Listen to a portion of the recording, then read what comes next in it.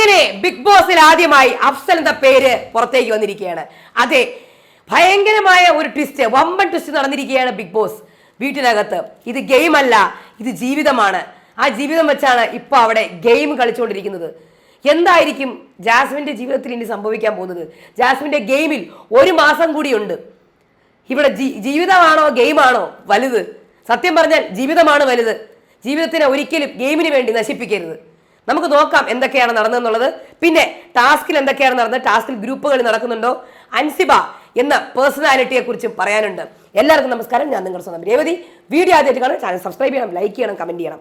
അപ്പോൾ വമ്പൻ ട്വിസ്റ്റാണ് നടന്നേക്കുന്നത്. ട്വിസ്റ്റ് എന്ന് പറയാൻ പറ്റില്ല, കാര്യം ഇത് ജീവിതമാണ് അല്ലേ, ഇതൊരു ഗെയിമൊന്നുമല്ല. അവിടെ നടക്കുന്നത് ഗെയിമല്ല. ഇന്ന് ജാസ്മിന്റെ വീട്ടിലെ ജാഫ്രിക്കയും ഉമ്മയും വന്നു.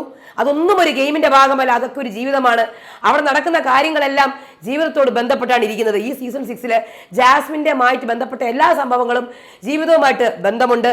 അപ്പൊ ഇന്ന് ജാഫറിക്കയും ഭാര്യയും ഉമ്മയും വന്നിട്ട് ഇന്ന് ജാസ്മിന്റെ കയ്യിൽ നിന്ന് ഗബ്രിയുടെ ഫോട്ടോ, മാല എല്ലാം ഊരി മാറ്റി മേടിക്കുകയാണ് ചെയ്തത്. അത് പിടിച്ച് മേടിക്കുകയാണ് ചെയ്തത്. ജാസ്മിൻ ഒരു തരത്തിൽ സമ്മതിച്ചിട്ടുണ്ടായിരുന്നില്ല, ലൈവിൽ അത് കാണിച്ചിരുന്നില്ല. ഇന്ന് എപ്പിസോഡിൽ അത് ക്ലിയർ കട്ടായിരുന്നു. പറഞ്ഞു, ഇനി നീ ഒറ്റയ്ക്ക് കളിച്ചേ പറ്റൂ, നിനക്ക് ഒരാളുണ്ട്. അഫ്സലിന്റെ പാവയുമായിട്ടാണ് വന്നിരുന്നത്. അഫ്സൽ എയർപോർട്ടിൽ കൊണ്ടാക്കിയെന്ന് വെളിപ്പെടുത്തൽ നടത്തിയിട്ടുണ്ട്. അഫ്സൽ എന്ന പേര് ഇന്ന് എപ്പിസോഡിൽ വന്നു.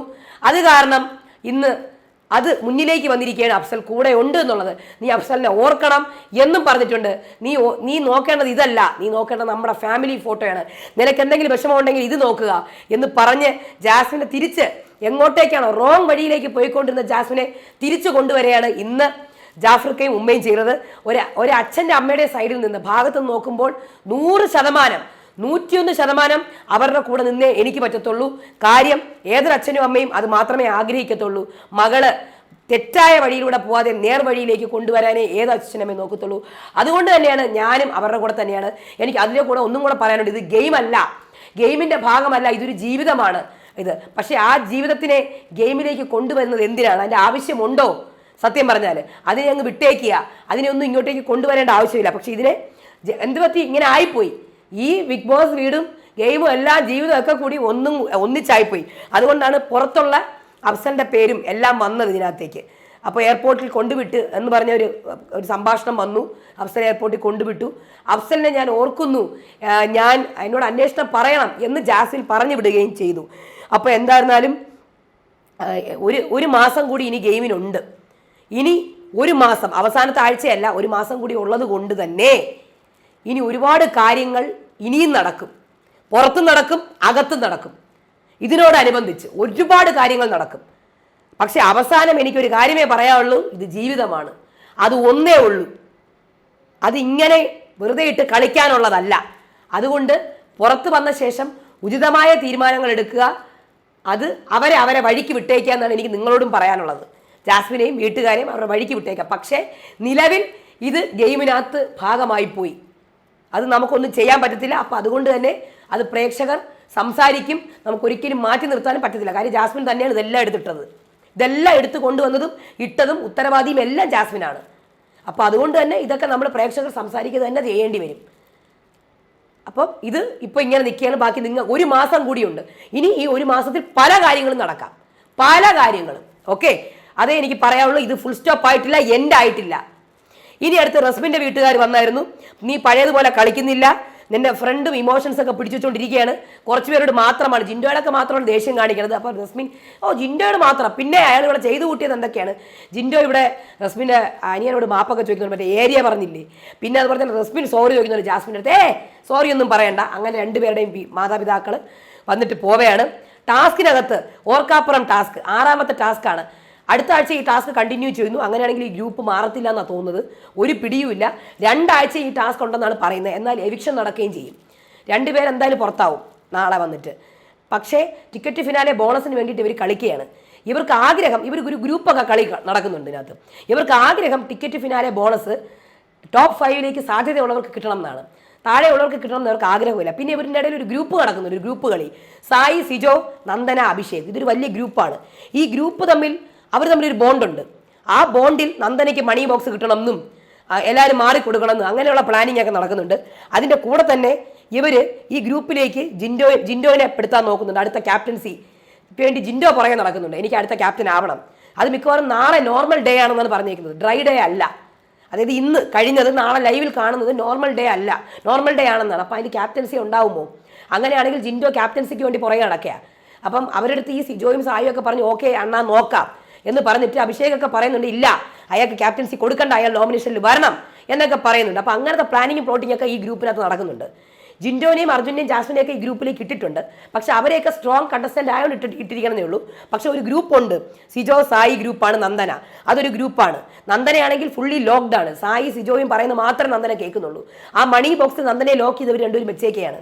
നന്ദനയ്ക്ക് അത് കഴിഞ്ഞിട്ടുള്ള ഒരു ഗെയിം ഇല്ല ഇവിടെ, സ്വന്തമായിട്ടുള്ള ഒരു ഗെയിം നന്ദനയിൽ ഞാൻ കാണുന്നില്ല. അപ്പോൾ ഇവിടെ ഈ മത്സരമാമാങ്കം ടാസ്കിനകത്ത് ജഡ്ജസ് ഡിസൈഡ് ചെയ്യുന്ന ടാസ്കുകൾ, ഉദാഹരണത്തിന് ഇന്ന് നടന്ന ടാസ്ക്, അതേപോലെ പില്ലോ ടാസ്ക്, ഇതൊക്കെ ജഡ്ജസ് ആണ് ഗെയിം കളിക്കുന്നത്. അവർക്ക് ഗെയിം കളിച്ച് റിസൾട്ട് മാറ്റാൻ പറ്റും.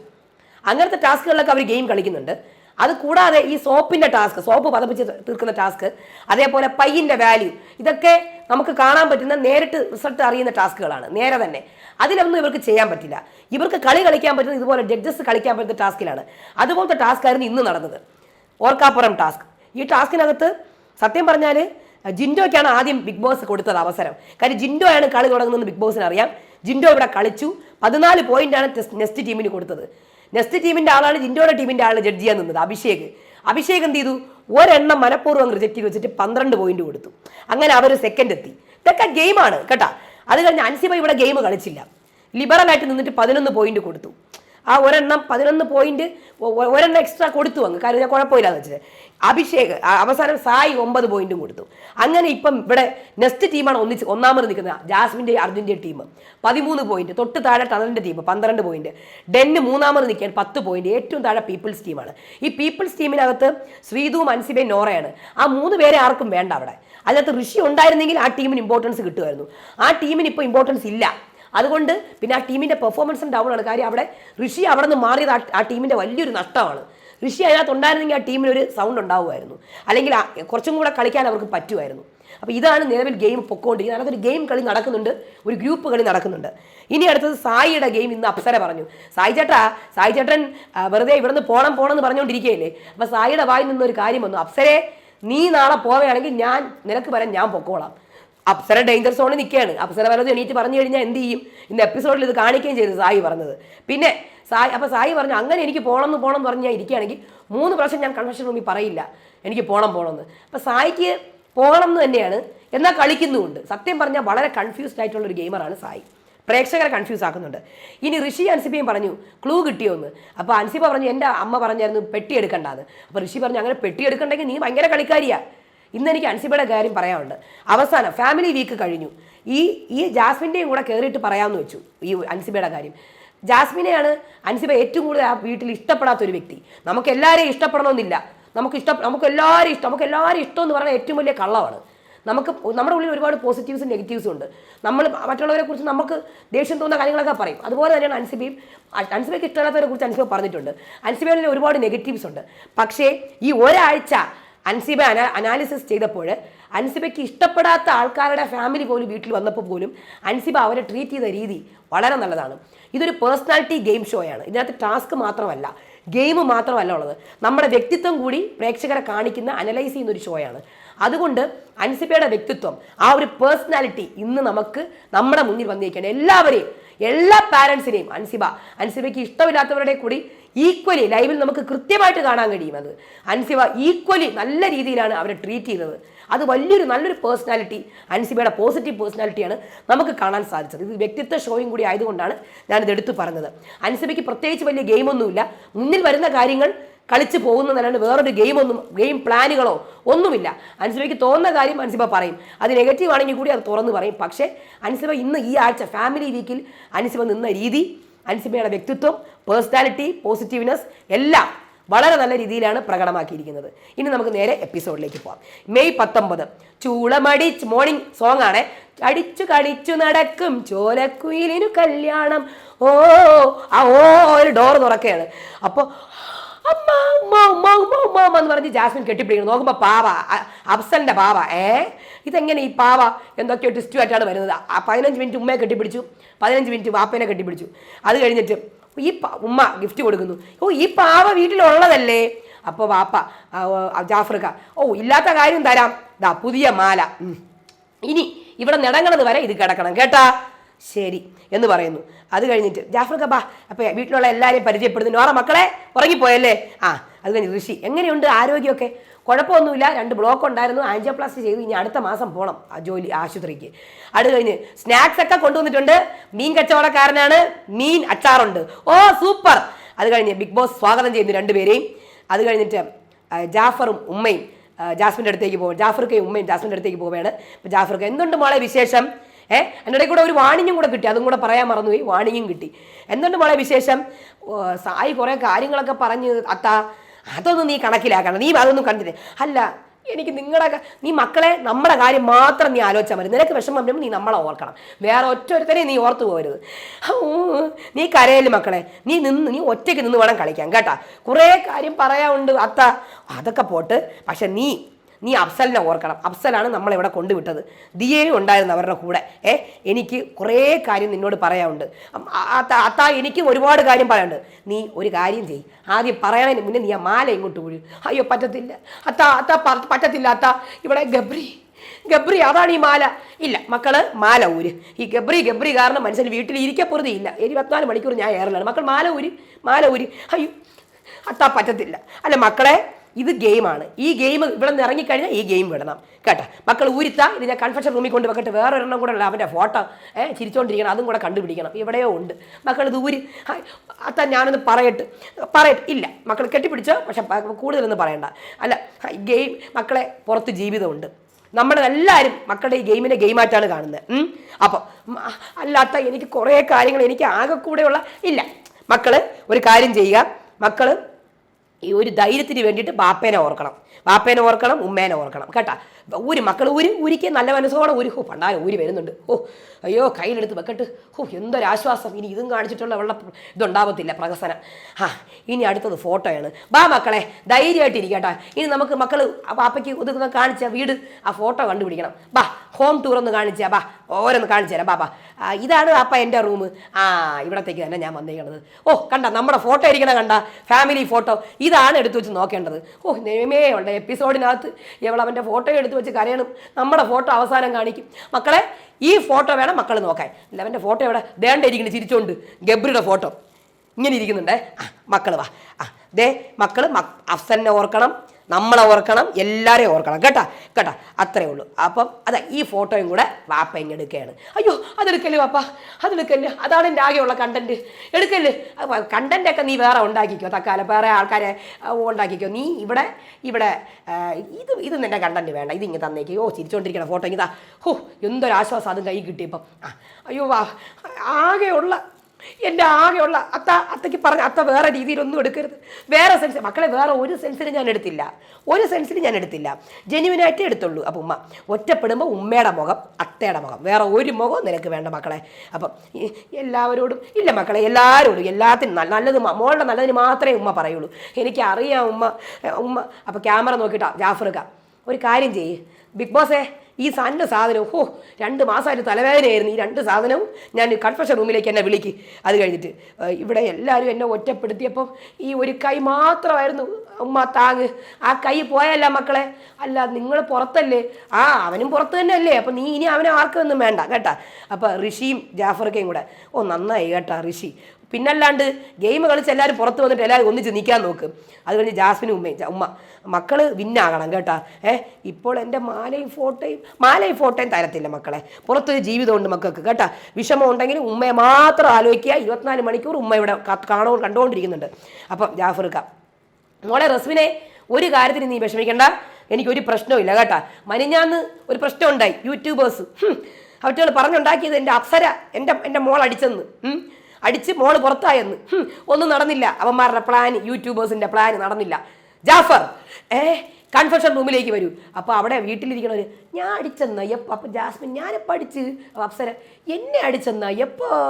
അപ്പോൾ കൺഫെഷൻ റൂമിൽ ജാഫർ, പുറത്ത് നടക്കുന്ന കാര്യങ്ങളാണ് നിങ്ങൾ പറഞ്ഞത്. ബിഗ് ബോസേ സോറി, ഇന്ന് മഞ്ഞാത്ത കാര്യം ആലോചിച്ച് എനിക്ക് തരിച്ച് കയറുന്നുണ്ട്. അവന്മാർ പറഞ്ഞിറക്കിയത് അടിച്ചെന്ന്, എൻ്റെ മോൾ ഔട്ടെന്നും. അതൊക്കെ പോട്ട്, അതൊന്നും പറയാൻ പാടില്ല. ആ ഫോട്ടോയും ആ സാധനവും മാലയും വെച്ചിട്ട് പോവുക. ഓ ശരി ഇന്നാ വെച്ചേക്കാ ഇത് എൻ്റെ പൊന്നോ ഇതൊന്ന് എടുത്തു വരാനാണ് ആദ്യം ഞാൻ വന്നത് ഇങ്ങോട്ടേക്ക്. പൊക്കോളൂ. ശരി. അത് കഴിഞ്ഞിട്ട് മക്കൾക്ക് നൊങ്ക് കരി കൊണ്ടുവന്നിട്ടുണ്ട്. ആടാ. ഓ എവിടെ ഫോട്ടോ മാലയും പോയതൊക്കെ ഒരു വിഷമവും ഇല്ല. ഫോട്ടോയും മാലയൊക്കെ ഉണ്ട് എടുത്തോ. നൊങ്കാണാ? നൊങ്ക് തേങ്ങ. ഓ എൻ്റെ അമ്മയെ കൊണ്ടുവന്നല്ല. ഓ അച്ഛനമ്മയെ കണ്ണെ കാട്ടി നൊങ്ക് തേങ്ങ ഞാൻ കഴിക്കട്ടെ. ജാസ്മിൻ ഈ ടക്കനെ മാറും കേട്ടാ. ടക്കനെ സ്വിച്ചിട്ട പോലെയാണ് പുള്ളിക്കാരി മാറുന്നത് കേട്ടാ. ഭയങ്കരം തന്നെ കേട്ടാ. അപ്പോൾ ലീവിങ് ഏരിയയിൽ എല്ലാവരെയും വിളിക്കുന്നു. അപ്പം നമ്മുടെ റസ്മിൻ്റെ ഒരു ടാസ്ക് കൊടുക്കുന്നുണ്ട്. സ്റ്റാച്യു ടാസ്ക്കാണ്. റസ്മിൻ കുറേ നേരം എല്ലാവരെയും സ്റ്റാച്യു ഒക്കെ കളിപ്പിക്കുന്നുണ്ട്. ജിൻഡോയ്ക്ക് തെങ്ങൊക്കെ വെച്ച് കൊടുക്കുന്നു. നോറയുടെ തലയിലും അഭിഷേകിന് കത്തിയൊക്കെ വെച്ച് സിഗരറ്റൊക്കെ വെച്ച് കൊടുക്കുന്നുണ്ട്. അങ്ങനെ ഒറ്റയ്ക്ക് അപ്പം ഒറ്റിൻ്റെ ഇടയിൽ കൂടെ ജാഫർക്ക് പോയിട്ട് ഒറ്റയ്ക്ക് നിന്ന് കളിക്കണം കേട്ടോ മോളെ. അത് കഴിഞ്ഞ് റസ്മിൻ സ്റ്റാച്യു ആയിട്ട് റസ്മിനെ സ്റ്റാച്യു ആക്കുന്നു ബിഗ് ബോസ്. അപ്പോഴാണ് മഞ്ഞു മഴക്കാ ആ പാട്ട് വരുന്നു. റസ്മിൻ്റെ ഉമ്മയും സഹോദരനും കയറി വരെയാണ്. നേരെ പവർ റൂമിലേക്ക് കൊണ്ടുപോകണം. അനിയൻ പറയുന്നത് ആദ്യത്തെ ഒരു മാസം നീ അടിപൊളിയായിരുന്നു, പിന്നെ നീ എവിടെ പോയെന്ന് അറിഞ്ഞൂടാ. അപ്പം ഇന്നലെയൊക്കെ കളിച്ചില്ലേ? ഓ ഇന്നലെയൊക്കെ നീ കളിച്ച്, പക്ഷേ നീ ഒരു കാര്യം നീ ആരുമായിട്ട് ഓപ്പണായിട്ട് ഒന്നും പറയുന്നില്ല. നീ കുറച്ച് പേരെ മാത്രമാണ് സംസാരിക്കുന്നത്. അത് പിന്നെ ഞാൻ അറ്റാച്ച് ആയിപ്പോയി. അതാണ് എൻ്റെ ഗെയിം പോയത്. എനിക്ക് ഫ്രണ്ട്ഷിപ്പ് അവരെ ഹേർട്ട് ചെയ്യാൻ പറ്റൂല. ചുമ്മാതല്ല, അത് അത്രേ ഉള്ളൂ. അയ്യോ മോളെ ഉപദേശിക്കണമല്ല, മക്കൾ ഗെയിം കളിക്കണം കേട്ടാ. അത് പോട്ടെ. അപ്പോൾ റസ്മിൻ പെട്ടി എടുക്കണോ വേണ്ടേ? ഓ നീ ഗെയിം കളിക്കാൻ നോക്ക് എന്ന് പറയുന്നുണ്ട്.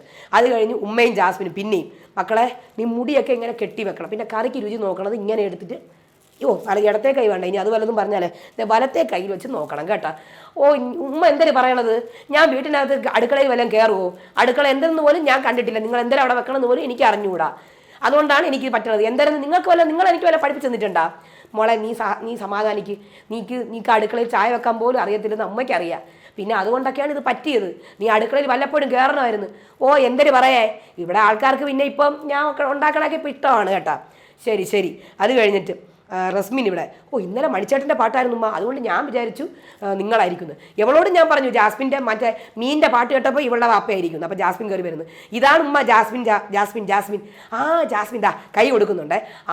ഇതാണല്ലേ മോളെ ജാസ്മിനെ, നിന്നെ സുരേഷ് അന്വേഷിച്ചു കേട്ടാ, എൻ്റെ ഫ്രണ്ട്. അപ്പോൾ ജാസ്മിൻ ഹായ് സുരേഷ് ഏട്ടാ. അപ്പം ജാസ്മിൻ്റെ സഹോദരൻ, അതെ സുരേഷ് ഏട്ടന് 2 മക്കളുണ്ട്. അങ്ങനെയാണല്ലേ, അപ്പോൾ ചീറ്റിപ്പോയത്. എന്നാലും കുഴപ്പമില്ല. അയ്യോ ഞാൻ ഇന്നലെ ഉണ്ടല്ലോ ഉമ്മ, ഞാൻ എവളും കൂടെ മാറി ഡ്രസ്സൊക്കെ മാറ്റി ലിപ്സ്റ്റിക്കൊക്കെ ഇട്ടിരുന്നു. ഇന്ന് ലിപ്സ്റ്റിക്ക് പോയില്ല, മുഖം പോലും പല്ല് പോലും തേക്കാത്തപ്പോൾ എല്ലാം കൂടെ കയറി വന്നേക്കണം എന്നൊക്കെ പറയുന്നുണ്ട്. അത് കഴിഞ്ഞ് ജാഫർക്ക് പിന്നെയും ഇവർ തമ്മിൽ ഗെയിമിൻ്റെ ഭാഗമായിട്ട് എന്തെങ്കിലും ചെയ്തിട്ടേ ഉള്ളൂ. അപ്പം റസ്മിൻ മോളെ നീ ഒന്നുകൊണ്ട് വിഷമിക്കേണ്ട കേട്ടാ. അപ്പം റസ്മിൻ്റെ ഉമ്മ അയ്യോ ജാഫർക്ക നിങ്ങളുടെ ഫോൺ നമ്പർ ഒന്നും കിട്ടിയില്ല, വിളിച്ച് മാപ്പ് പറയാം. അയ്യയ്യേ അതൊന്നും ആവശ്യമില്ല ഉമ്മ, മിണ്ടായിരിക്കും പിന്നെ റസ്മിൻ എന്നെ അടിച്ചത് അവിടെ നിന്ന് ഇറങ്ങി മാപ്പ് പറയാൻ വന്നേക്കുന്നു. പിന്നെ അതൊന്നും കുഴപ്പമില്ല, നിങ്ങൾ മാപ്പ് ചോദിക്കണമെങ്കിൽ നമുക്ക് നാണക്കേട്. അത് കഴിഞ്ഞിട്ട് ബെല്ലടിക്കുന്നു. ബീഫ് ഫ്രൈ ആണ് വന്നേക്കുന്നത്. ഓട്ട സായി നെട്ടോട്ടം. സായിക്ക് നടുവേദനയില്ലെങ്കിൽ ബീഫ് ഫ്രൈക്ക് ഓടി ഇടിയും ബഹളവും ബീഫ് ഫ്രൈക്ക് വേണ്ടി ഋഷി പുറകെ പോകുന്നുണ്ട്. അത് കഴിഞ്ഞിട്ട് ജിൻഡോ എനിക്കൊന്നും ഒരു കണ്ടന്റും ഇല്ല. ഈ സോറി എങ്കിലും പറഞ്ഞ് ഞാൻ കണ്ടന്റ് ഉണ്ടാക്കിക്കോട്ടെ. മക്കളെ സോറി, നിന്റെ ഏരിയ പറഞ്ഞതിന് സോറി. റസ്മിൻ്റെ സഹോദരൻ്റെ അടുത്ത് അതിനൊന്നും കുഴപ്പമില്ല ചേട്ടാ, അതൊന്നും കുഴപ്പമില്ല ചേട്ടാ, സോറി പറഞ്ഞ സോറി ഒന്നും പറയണ്ട. അത് കഴിഞ്ഞ് അൻസിബ നീ ഇല്ലെങ്കിൽ ഞാൻ ഇവിടെ നിൽക്കത്തില്ലായിരുന്നു, സത്യം ഞാനിവിടെ നിന്ന് ചോദിച്ചു പോയേനെ.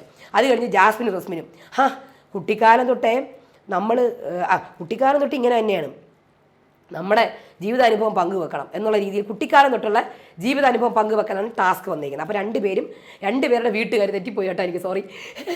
കുട്ടിക്കാലം തൊട്ടുള്ള ജീവിതാനുഭവങ്ങൾ പങ്കുവെക്കണം ജാസ്മിൻ്റെയും റസ്മിൻ്റെയും.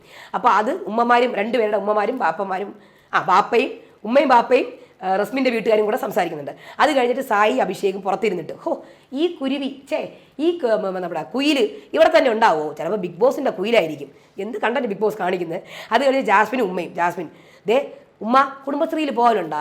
എനിക്ക് വല്ല ആരെങ്കിലും എന്നെ ഇഷ്ടപ്പെടുന്നുണ്ടാ ഉമ്മ? അപ്പോൾ ഉമ്മ ഒത്തിരി പേര് ആണാ? പുറത്ത് ഞാൻ ക്യൂവിലായിരിക്കും. അത് കഴിഞ്ഞ് അഭിഷേക് 2-3 ആഴ്ച നമ്മളിവിടെ നിന്നാൽ 1 മാസം നിൽക്കും. അതിനിവിടെ 1 മാസം അല്ലേ, 2-3 ആഴ്ച വരെ 1 മാസം ആവുമല്ലോ. അങ്ങനെയല്ല, 2-3 ആഴ്ച നമ്മളിവിടെ നിന്നാൽ 1 മാസം തികയ്ക്കാം. അതങ്ങനെയാണ്, 2-3 ആഴ്ച കഴിഞ്ഞാൽ 1 മാസം ആവുമല്ലോ. അപ്പോൾ അഭിഷേക് ഞാൻ എന്തായാലും ഞാനായിട്ടേ നിൽക്കുള്ളൂ. നീയായിട്ട് നിന്നാലും ബാക്കിയുള്ളവർ മാറും, അതാണ് സംഭവം. അപ്പോൾ അപ്സരയൊക്കെ വരുന്നുണ്ട്. പിന്നെ ഈ അപ്സര ഇവളുടെ കാര്യം പറയണമെങ്കിൽ 100 ദിവസം അപ്സര നിന്ന് കളിക്കും. അപ്പം അപ്സര സായിച്ചേട്ടൻ വലിയ വർത്താനം എന്ന് പറയണ്ട, താല്പര്യമില്ല നിന്ന് സായിച്ചേട്ടന് വോട്ട് കിട്ടും. അതല്ലേ സായിച്ചേട്ടൻ്റെ ഗെയിം. അപ്പം എടി നീ ഒരു കാര്യം ആലോചിക്കും, നിനക്ക് താല്പര്യം ഉണ്ടെങ്കിൽ നീ അടുത്ത ആഴ്ച ഔട്ടാവുകയാണെങ്കിൽ ഈ ആഴ്ച ഔട്ടാണ് ഞാൻ നിനക്ക് പകരം പോവാം, സമ്മതിച്ചാ? സായി അറിയുന്ന അപ്സര ഡേഞ്ചർ സോണിലാണ്. അപ്പോൾ അപ്സര ഇത് കല്യാണ വണ്ടിയിൽ ആള് കയറുന്ന കാര്യമല്ല ഈ പറഞ്ഞുകൊണ്ടിരിക്കുന്നത്. അപ്പോൾ ഋഷി സായിക്ക് അങ്ങനെയൊന്നും ഇല്ല അപ്സരെ, അയാൾക്ക് എത്ര വേണമെങ്കിലും എപ്പോൾ വേണമെങ്കിലും പോകാൻ അയാൾക്ക് താല്പര്യം തന്നെ. സായി ഞാനുണ്ടല്ലോ എന്നെ അങ്ങനെ എനിക്ക് പോകണ്ടെങ്കിൽ എൻ്റെ കൺഫെഷൻ റൂമിൽ 3 പ്രാവശ്യമാണ് ഞാൻ പോയിട്ട് പറഞ്ഞത് എനിക്ക് പോകണമെന്ന്, മനസ്സിലായോ? ഒന്നെങ്കിൽ ആംബുലൻസിൽ അല്ലെങ്കിൽ മര്യാദയ്ക്ക്, ഇങ്ങനെ ഏതെങ്കിലും ഞാൻ ഔട്ടാവും. അത് കഴിഞ്ഞ് ജാസ്മിനും ഉമ്മ ഫോട്ടോയൊക്കെ എടുത്തുന്ന മക്കളെ ഈ ഫോട്ടോയാണ് നീ എടുക്കേണ്ടത് കേട്ടാ, ഇനി ഈ ഫോട്ടോ നീ സ്ട്രോങ് ആവണം കേട്ടാ. പൊന്നു എന്ത് ചെയ്യണ്, അവൻ നീളം വെച്ചാ, അവൻ ഭയങ്കര നീളം വെച്ചു, നിന്നെ കാട്ടിയും മെലിഞ്ഞു പോയി, അവൻ താടിയൊക്കെ വന്നാ 3 മാസം കൊണ്ടാ, നീ ബോഡി. അത് കഴിഞ്ഞ് ലീവിങ് ഏരിയയിൽ ഹൃദയപൂർവ്വം എന്ന് പറഞ്ഞ ടാസ്ക്കാണ്. ഉമ്മയ്ക്കും പാപ്പയ്ക്കും നമ്മുടെ കൂടെ ഉള്ളവർക്ക് ഹാർട്ട് കൊടുക്കണം. ഓരോ പേരുകൾ പറയും. സിജോയാണ് ക്വിസ് മാസ്റ്റർ. അതായത് നന്മമരം ആരാണ്, ഉപദേശം തരുന്നത് ആരാണ്, വഴികാട്ടി ആരാണ്, പേടി ആരാണ്, അങ്ങനെയുള്ള ചോദ്യങ്ങളാണ്. അതിൽ ഒരുപാട് അത് അത്ര വലിയ ഇൻട്രസ്റ്റിംഗ് ആയിട്ട് തോന്നിയില്ല, കുഴപ്പമില്ല, അവർ കൊടുത്തു. അത് കഴിഞ്ഞ് ബിഗ് ബോസ് പോകാൻ സമയമായി. അപ്പോൾ ബാത്റൂമിൽ ഉമ്മ ബാത്റൂമിലൊക്കെ പൊക്കോട്ടാ. അപ്പോൾ ജാസ്മിനും മൈക്ക് വരുന്നുണ്ട്. ജാസ്മിൻ മൈക്ക് ധരിക്കൂ. ഇങ്ങനെ മൈക്ക് ഇടാനും ഊരാനും പോലും സമ്മതിക്കില്ല, എന്നെ മാത്രം നോക്കിക്കൊണ്ടിരിക്കുക, ഞാനൊന്നും ചോദിച്ചിട്ടൊന്നുമില്ല. അത് കഴിഞ്ഞിട്ട് ജാസ്മിൻ്റെ വാപ്പ മക്കളെ സ്ട്രോങ് ആയിട്ട് നിന്ന് കളിക്കണം കേട്ടാ. അത് കഴിഞ്ഞിട്ട് എല്ലാവരും ഇറങ്ങുകയാണ്, ഫോട്ടോയൊക്കെ എടുക്കണം. അർജുൻ കൊമ്പൊക്കെ വെച്ച് കൊടുക്കുന്നുണ്ട്. അപ്പോൾ ജാഫർക്ക് മക്കളെ നന്നായിട്ട് കളിക്കണം, നീ ദേഷ്യം പിടിക്കരുത്, ടെൻഷൻ അടിക്കരുത്, ഒരു രീതിയിലും നീ വിഷമിക്കരുത്, പിന്നെ നീ എപ്പോഴും അഫ്സലിക്കാനെ അന്വേഷിച്ചെന്ന് പറയണം കേട്ടോ. ഇനിയിപ്പോൾ അത് ആ പേരേ ഉള്ളൂ, ഗബ്രിയൊക്കെ പോയി. അത് ഞാൻ പറഞ്ഞേക്കാം കേട്ടോ. ജിൻഡോ നമ്മളെന്തായാലും അടി തുടരും അങ്ങോട്ടും ഇങ്ങോട്ടും. അപ്പോൾ ജാസ്മിൻ ആ സമയത്ത് വന്ന് സ്കോർ ചെയ്യാൻ വന്നേക്കുക. അത് കഴിഞ്ഞിട്ട് എല്ലാവരും ബൈ ബൈ പറഞ്ഞ് പോകുന്നു.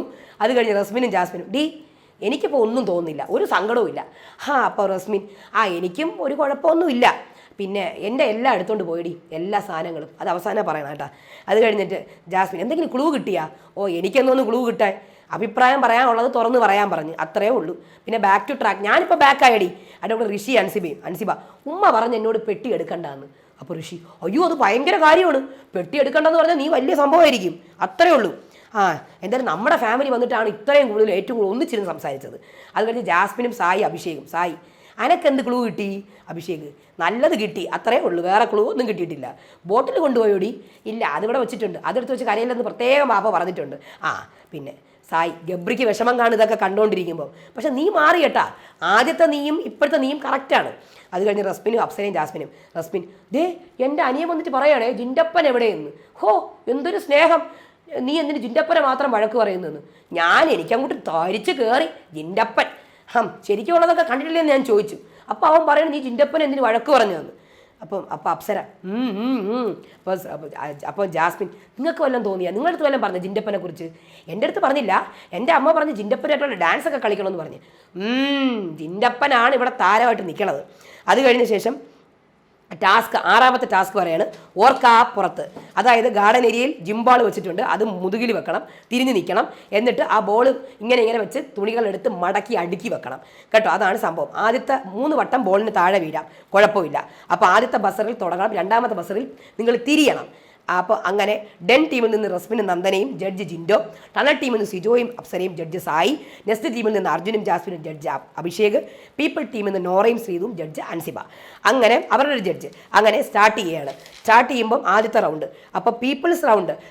അൻസിബയുടെ ടീമിനെ നോക്കുന്നത് സായി, അപ്സരയുടെ ടീമിനെ നോക്കുന്നത് അൻസിബ, ജാസ്മിൻ്റെ ടീമിനെ നോക്കുന്നത് ജിൻഡോയുടെ ടീമിനെ നോക്കുന്നത് അഭിഷേക്. അങ്ങനെ ആദ്യം സ്റ്റാർട്ട് ചെയ്യണം.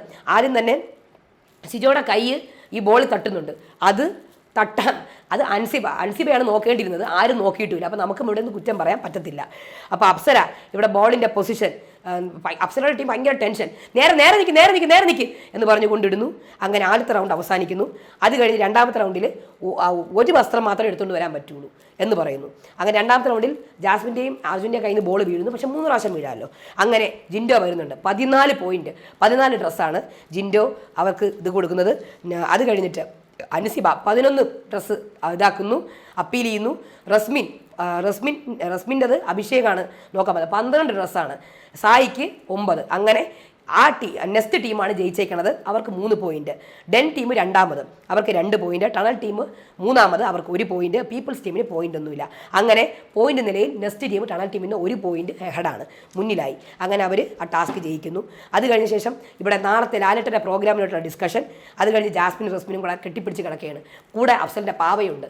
അപ്പം ജാസ്മിൻ പറയണം എൻ്റെ എല്ലാം എടുത്തുകൊണ്ട് പോയി, നല്ലതും ചീത്തയും ആവശ്യമുള്ളതും ആവശ്യമില്ലാത്തതും എല്ലാം കൊണ്ടുപോയി. വിഷമം, ടെൻഷൻ, സ്ട്രെസ് എല്ലാം കൊണ്ടുപോയി. നീ ഇപ്പം സെറ്റല്ലേ? ആ സെറ്റാണ്, മനുഷ്യനല്ലേ എന്ന് പറഞ്ഞ് അവസാനിക്കുകയാണ്. അപ്പോൾ ഇത്രയേ ഉള്ളൂ. അടുത്ത നാളത്തെ എന്തൊക്കെയാണെന്ന് കാണാം. അതിൻ്റെ വീഡിയോസ് വെച്ച് വരാം. അതുവരേക്കും ബായ്.